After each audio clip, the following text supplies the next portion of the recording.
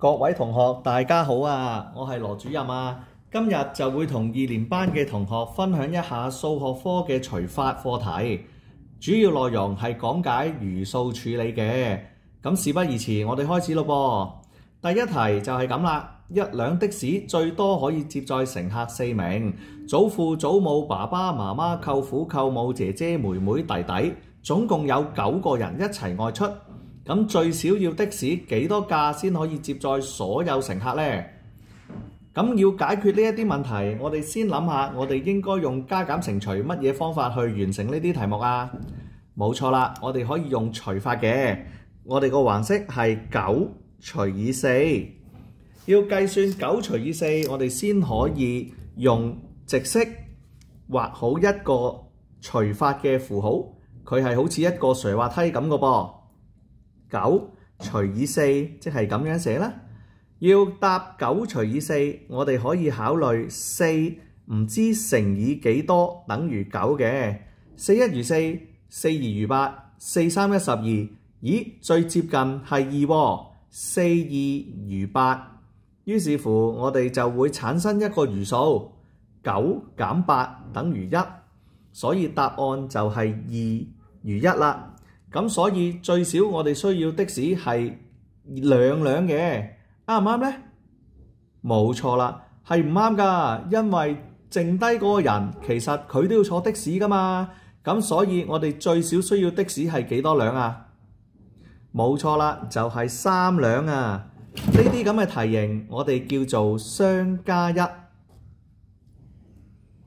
嚟到第二題，我哋又一齊睇下㗎咯噃。2年級同學有82個人，每9個人進行一組攤位遊戲，剩低嘅同學就要幫助老師咧主持活動嘅。咁協助嘅人有幾多人啊？解答呢條題目，我哋可以用除法嘅。82除以9就可以計算得到㗎咯噃，一齊又試下計算啦。82除以9。同樣道理啦，我哋一齊考慮究竟9乘唔知幾多等於82喎。咁我哋又一齊練乘數表啊！9 5 45， 9 6 54， 9 7 63， 9 8 72， 9 9 81。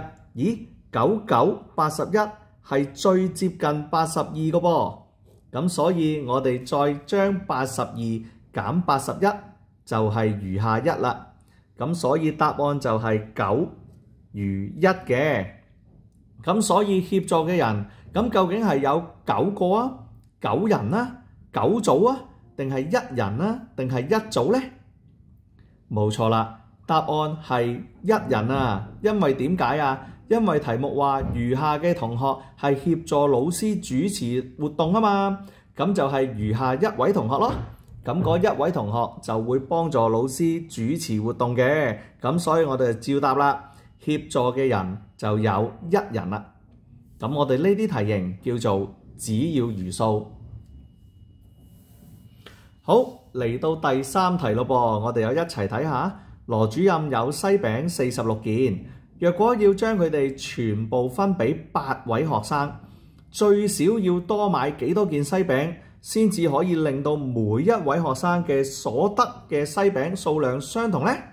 我哋又可以一齊睇咯噃。要解答呢條問題，我哋可以用除法嘅。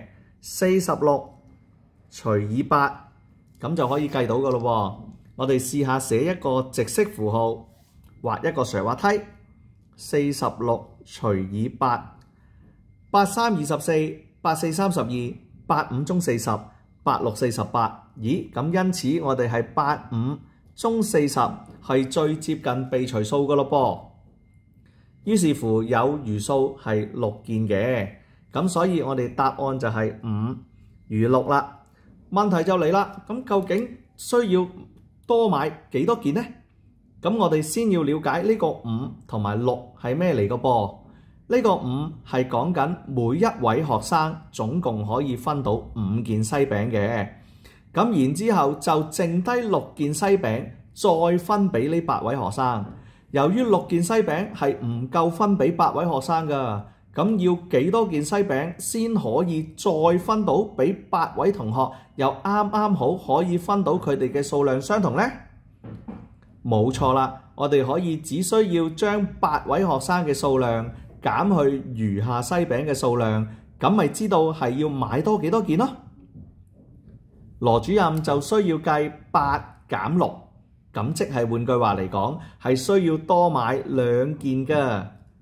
呢個題型我哋叫做除數減餘數。